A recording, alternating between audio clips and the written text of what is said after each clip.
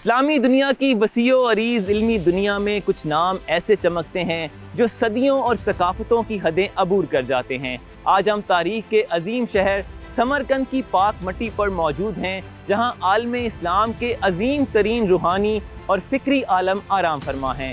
میں موجود ہوں امام بخاری میموریل کمپلیکس میں، اس عظیم شخص کی آخری آرام گاہ پر جس نے اپنی ساری زندگی حضور پاک صلی اللہ علیہ وآلہ وسلم کی احادیث مبارکہ کے تحفظ، تصدیق اور انہیں ہمیشہ کے لیے محفوظ کرنے کے لیے وقف کر دی۔ 9ویں صدی کے آغاز میں بخارا کے خوبصورت شہر میں پیدا ہونے والے ابو عبداللہ محمد بن اسماعیل البخاری نے بچپن سے ہی ایک معجزاتی حافظے اور علم کے لیے لازوال پیاس کا مظاہرہ کیا۔ اس دور میں جب احادیث مبارکہ زبانی روایت کی صورت میں ہزاروں میل کے فاصلے پر بکھری ہوئی تھیں، انہوں نے اسلامی دنیا کا ایک طویل اور یادگار سفر شروع کیا۔ عرب کے صحراؤں سے لے کے مصر، شام اور عراق کے علمی مراکز تک ان کا مقصد صرف ایک تھا: سچ کو جھوٹ سے الگ کرنا، تاکہ آنے والی نسلوں کے لیے نبوی رہنمائی کی ایک ایسی سچی اور مضبوط مثال قائم کی جا سکے جسے کوئی نہ ہلا سکے۔ جب ہم حال میں ہی تزئین و آرائش کے بعد بننے والے اس عظیم الشان میموریل کمپلیکس کے مرکزی دروازے سے داخل ہوتے ہیں تو یہاں کا منفرد طرز تعمیر انسان کو حیران کر دیتا ہے۔ اس روحانی مرکز کے بالکل وسط میں امام بخاری کا پرشکو مزار واقع ہے۔ حضور پاک صلی اللہ علیہ وآلہ وسلم کی احادیث مبارکہ سے محبت کا جو ایک مضبوط رشتہ ہماری ثقافتوں کو آپس میں جوڑتا ہے، اس کا سب سے بڑا روحانی مرکز یہی خاموش مزار ہے۔ امام بخاری نے اپنی زندگی میں 6 لاکھ سے زائد احادیث جمع کی، ایک ایسے دماغ کے ساتھ جو جدید ترین کمپیوٹر سے بھی تیز تھا۔ انہوں نے ہر حدیث کے راوی کی زندگی، ان کے کردار، ان کے حافظے اور ان کی تاریخی ملاقاتوں کا انتہائی باریکی سے جائزہ لیا۔ امام بخاری نے ان لاکھوں احادیث میں سے ایک محسوس حصہ منتخب کیا اور اپنا وہ لازوال شاہکار مرتب کیا جسے ہم صحیح بخاری کے نام سے جانتے ہیں۔ اس کتاب کو قرآن پاک کے بعد سب سے مستند کتاب کا درجہ ملا۔ تاریخ بتاتی ہے کہ امام بخاری کوئی بھی ایک حدیث لکھنے سے پہلے باقاعدہ غسل کرتے، وضو کرتے اور 2 رکعت نفل نماز ادا کر کے اللہ تعالیٰ سے رہنمائی اور قبولیت کی دعا مانگتے۔ امام بخاری کا جسد حاکی تو صدیوں پہلے روپوش ہو گیا تھا، لیکن آج بھی ان کے الفاظ اور کام دنیا کے ہر اس کونے میں زندہ ہیں جہاں ان کی لکھی ہوئی احادیث پڑھائی اور ان پر عمل کیا جا رہا ہے۔ تاریخ کے اس عظیم روحانی عالم کی آخری آرام گاہ کے مقدس دلانوں سے اور ان کی لازوال ثقافت کو آپ تک پہنچاتے ہوئے This is Zishan signing off from Uzbekistan. Keep watching Discover Pakistan.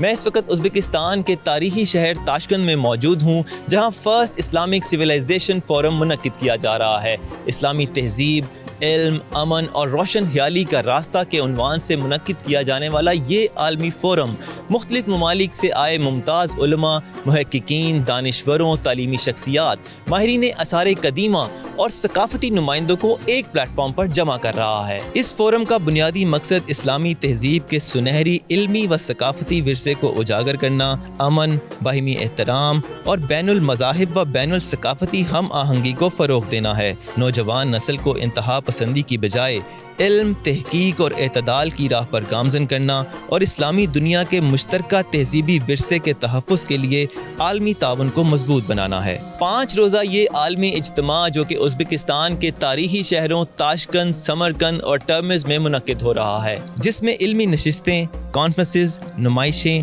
تاریخی مقامات کے مطالعاتی دورے اور تہذیبی و ثقافتی سرگرمیاں منعقد کی جائیں گی، جہاں اسلامی تاریخ کے فن تعمیر، علوم اور عظیم علمی شخصیات کی خدمات پر روشنی ڈالی جائے گی۔ یہ فورم نہ صرف اسلامی تہذیب کے شاندار ماضی کو خراج تحسین پیش کرتا ہے، بلکہ ایک ایسے مستقبل کی بنیاد رکھنے کی کوشش بھی ہے جہاں امن، رواداری اور روشن خیالی عالمی ترقی کا مشترکہ راستہ بن سکیں گی۔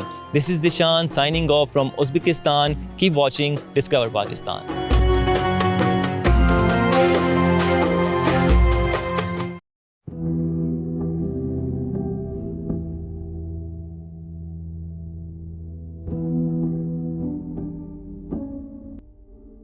اس وقت موجود ہیں ہم اسلامک سویلائزیشن سینٹر کے اندر. یہ تاشقند میں موجود ہے. اس کی خوبصورتی کو دیکھ کے میں حیران اور ششدر رہ گیا، کیونکہ یہاں پہ ایک چھت کے نیچے آپ کو ہسٹری، آپ کو تاریخ، آپ کو ثقافت، اور ازبکستان میں جو اب تک گزرے ہوئے جتنے سائنسدان ہیں، یہ جتنے بڑے ائمہ و شیوخ ہیں، ان کے متعلق اس اسلامک سویلائزیشن کے سینٹر کے اندر بتایا گیا ہے. ان کے لکھی ہوئی جو باقیات ہیں، ریمیننگز ہیں، وہ اس وقت اس میں موجود ہیں. اور بہت ساری ایسی چیزیں موجود ہیں جو ماضی کی طرف لے جاتی ہیں، اور خاص طور پر تیموری دور کی جو یادیں ہیں وہ اب بھی زندہ ہیں، باقی ہیں. میں حیران ہو گیا کہ اتنی جدید اور لیٹسٹ ٹیکنالوجی ادھر اس کو یوز کیا گیا ہے. اے آئی کا بہت زیادہ استعمال ہے. اسکرینز جو ہیں وہ لگائی گئی ہیں. ازبکستان کے اندر جو مختلف پوائنٹس ہیں، مختلف حصے اور گوشے ہیں، خیوا ہے، سمرقند ہے، بخارا ہے، اس کے ماڈلز اور نمونے یہاں پر بنائے گئے ہیں، یہ دکھانے کے لیے کہ ازبکستان کے اندر جو بھی ماضی کے اندر پچھلے 400، 500، 700 سال کے اندر جتنے بھی سائنٹسٹ رہ چکے ہیں، یہ جتنے بھی اسلامک اسکالرز رہ چکے ہیں، ان کا تعلق ازبکستان سے رہا ہے. تو ایک خوبصورتی کا ایک خوبصورت امتزاج ہے. یہاں پہ حضرت عثمان غنی رضی اللہ تعالیٰ عنہ کے ہاتھ سے لکھا ہوا قرآن مجید بھی ادھر موجود ہے، اور اس کا خوبصورتی کا وہ شاہکار بنایا گیا ہے کہ دیواروں کے اوپر اور اس کے ممبروں کے اوپر اور اس کی وہ کشیدہ کاری کی گئی ہے کہ جس جدید مشینری کو استعمال کر کے کشیدہ کاری کی گئی ہے، دیکھ کر انسان حیران رہ جاتا ہے. تو دنیا بھر کے اطراف و اکناف سے، پاکستان سے، مغرب سے، امریکہ اور یورپ، پوری دنیا سے جو ٹورسٹ ہیں وہ اس خطے کو دیکھنے کے لیے اور اسلامک سویلائزیشن سینٹر کو دیکھنے کے لیے یہاں پہ آ رہے ہیں. پچھلے 2 ماہ کے اندر یہاں پہ کم و بیش 7 سے 8 لاکھ جو ہیں وہ فورن ٹورسٹ وہ اسلامک سویلائزیشن سینٹر کر چکے ہیں. I'm in the Islamic Civilization Center of Uzbekistan. I'm from Germany, and I really have to say this place is really beautiful. The architecture is breathtaking. The parts of the history of the Uzbek history, of the Islamic history in this place, you learn so much about it. I met many Pakistani people here. All of them said it's a really good place, and you should definitely come here and visit it. I'm at the moment in the Islamic Civilization Center in Tashkent, in Uzbekistan. I had the honor today of a guided tour through this incredible building, like 2 hours guided tour. I saw everything from the start of the culture or of the history of the country until the modern times, how everything developed. It's insanely beautiful to see all the art artifacts we have, all the history of the of the past of this country. It was super nice. We just came from a recitation of the Quran from the holy book inside. It was incredibly touching also for the heart. It's super nice to see how much history in this country is. Actually, every day we have 5,000 people. That means for 3 months we have approximately 500,000 people, and a lot of international tourists are also coming. Especially Pakistani people are also coming. Every day we have Pakistani visitors, and we are telling them about our history, about the history of the Islam, or about medicine or other kind of uh, professions, our ancestors, and their work they had done during their life. Today I'm here in the Islamic Civilization Center in Uzbekistan, and I'm very happy to be here. Actually, I feel like I could connect with my Islamic heritage, with the background, with everything I grew up with, and there's so much Arabic as well, given that my language is Arabic. So I'm very happy to be here.